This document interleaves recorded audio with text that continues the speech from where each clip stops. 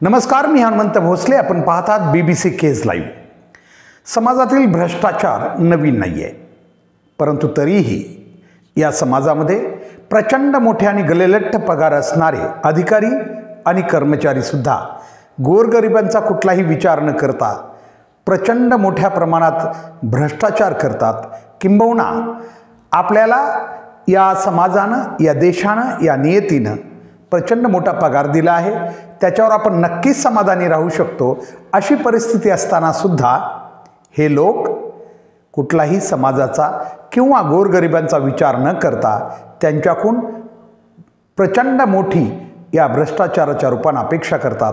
तेव्हा खरोखर ही माणसं सामाजिक किंवा आध्यात्मिक किंवा कुठलं तरी भान ठेवतात का, हा प्रश्न निर्माण होतो. प्रश्न यासाठी निर्माण होतो की आज आपण प्रत्येक कार्यालयात जर बघितलं तर मग ते कार्यालय कुठलंही असो, उलट ज्या शिक्षण क्षेत्राला आम्ही अधिक पवित्र मानतो, मला तर असं वाटतंय की या शिक्षण क्षेत्रानं आता सगळ्याच इतर क्षेत्राचे रेकॉर्ड तोडून भ्रष्टाचारात सर्वात उच्च स्थान प्राप्त केलेलं आहे. ठीक आहे, असं मानलं जातं कधी कधी की पगार कमी असतील कुणाला तर भ्रष्टाचार कदाचित ते करत असावेत. म्हणून बऱ्याच वेळा न्यायसंस्था असतील किंवा या इतरही काही महत्त्वाच्या संस्था असतील, त्या संस्थेतील अधिकारी कर्मचारी यांना पगार शासन थोडा अधिक देतं, कारण त्यांच्या मनामध्ये भ्रष्टाचाराची भावना येऊ नये, करप्शनची भावना येऊ नये आणि त्यांनी समाजाचं काम व्यवस्थित करावं म्हणून अनेक वेळा अशा प्रकारची व्यवस्था प्रशासकीय व्यवस्थेमध्ये केली जाते. त्या लोकांना अधिकचा पगार दिला जातो.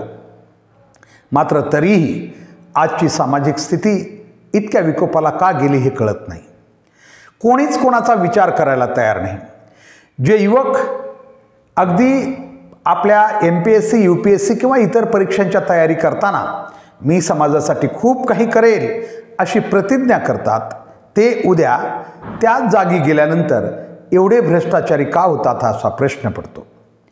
आणि यांच्या मनामध्ये समाज किंवा सामान्य लोकांच्या प्रती थोडी तरी दयामाया का नाही? शेवटी ते याच समाजाचा घटक आहेत. अशा वेळी निश्चित त्यांच्या मनात अशा प्रकारचा एक विचार यायला पाहिजे, परंतु सध्या तरी शासन प्रणालीमध्ये डोकावला असता असं दिसत नाही. निश्चित अगदी कमी बोटावर मोजण्या इतकी माणसं आज बी खूप प्रामाणिक आहेत.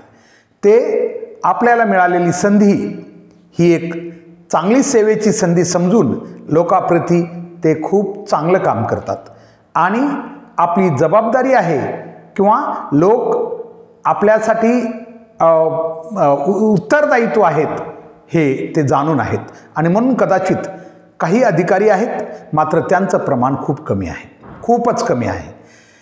आणि विशेष म्हणजे अशा माणसांनाच उलट त्रास होतो जे भ्रष्टाचार करत नाहीत सध्या, कारण मेजॉरिटी इज द लॉ. कारण भ्रष्टाचाऱ्यांची संख्या वाढल्यामुळं अशा लोकांना उलट प्रशासन व्यवस्थेमध्ये भ्रष्टाचार न केल्यामुळं त्रास होतोय, असं अनेक ठिकाणी दिसून सुद्धा येतं.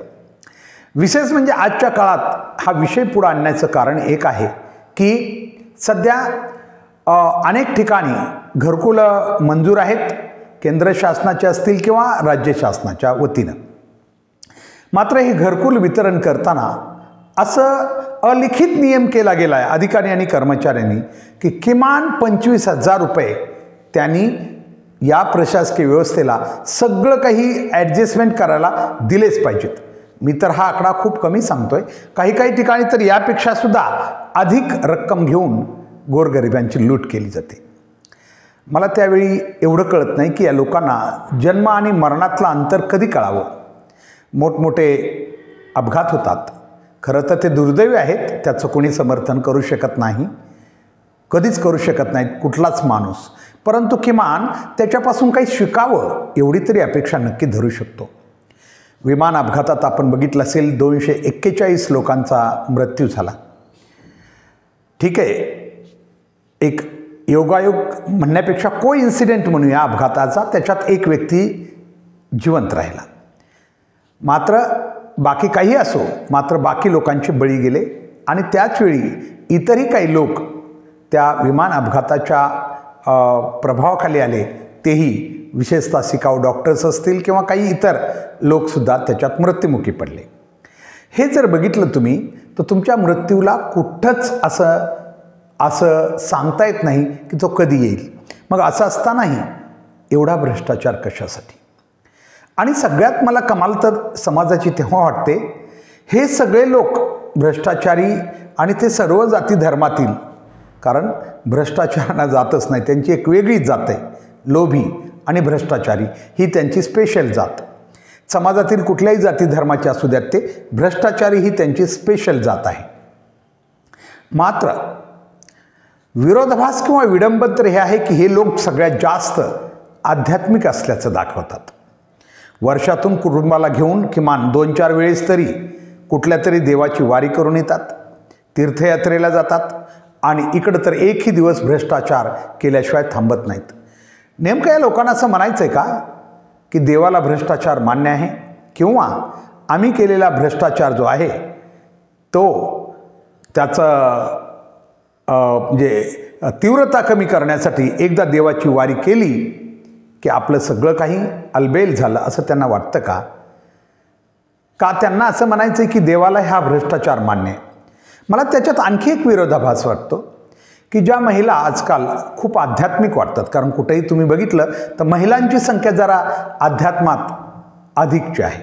ठीक आहे, हरकत नाही, असेल त्या कुणाला आवडत असेल, पण याच महिला आपल्या घरातील पुरुष मंडळींनी किंवा त्यांनी स्वतःसुद्धा, महिलासुद्धा आता भ्रष्टाचारात मागे नाही आहेत, खूप मोठ्या प्रमाणात आहेत.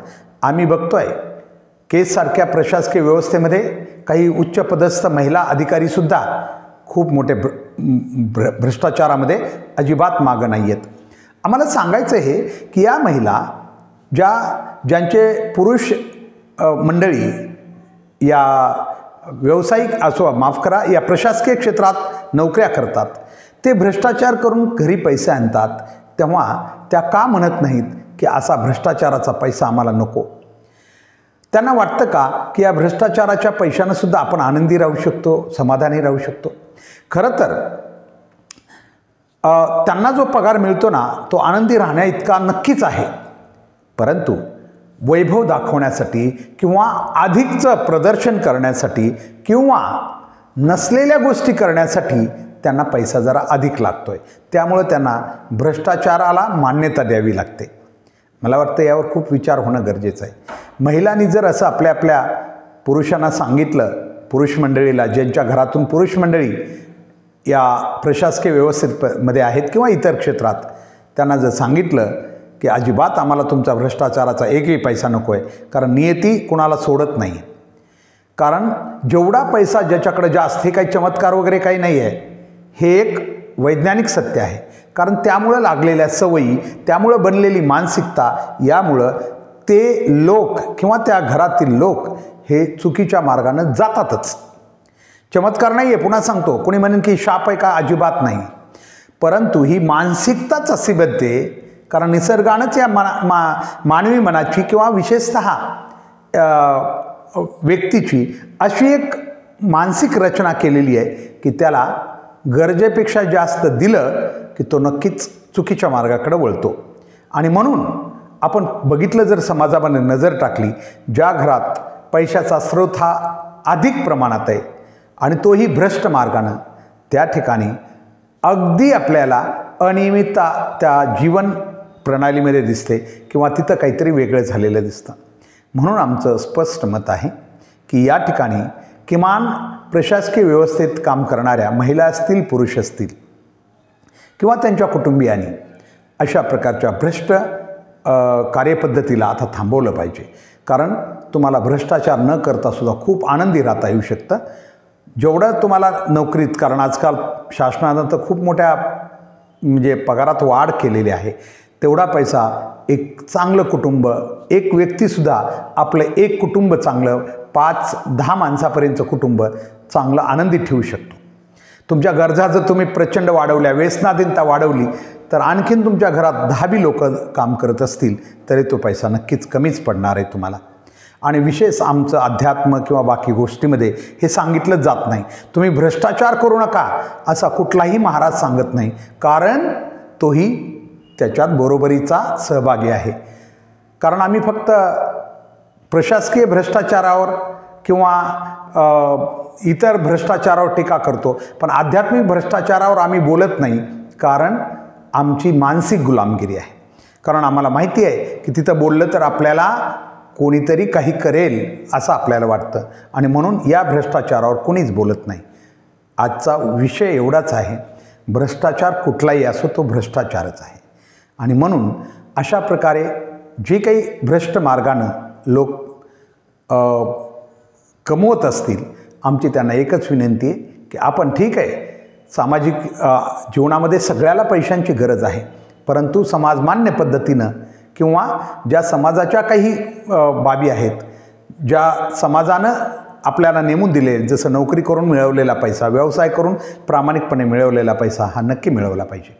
आणि मी सांगितलं घरकुलासारख्या याच्यामध्ये हे तर केज तालुक्यात आणि सगळ्याच महाराष्ट्रात घरकुलासाठी प्रचंड मोठे पैसे घेतलेले आहेत.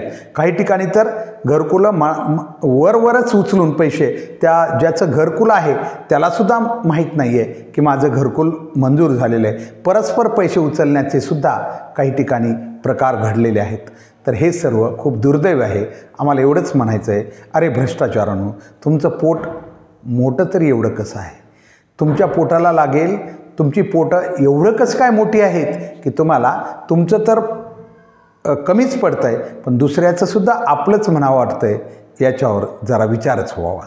धन्यवाद.